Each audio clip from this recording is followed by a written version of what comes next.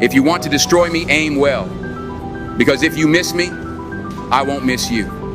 I have never hated anyone. I simply excluded from my life those who disappointed me. You talk to me when you want. I respond when I'm bored.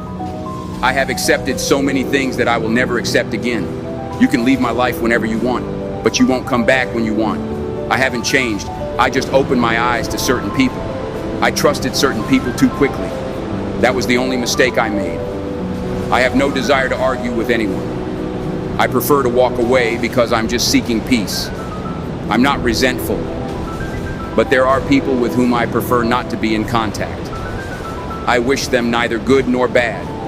They just have to get what they deserve away from me.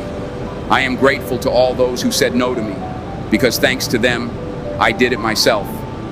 No one starts at the top. I will work to get there. Life sometimes takes unexpected turns, and I am faced with challenges that catch me off guard. The important thing is to never forget that a challenge is also an opportunity to grow.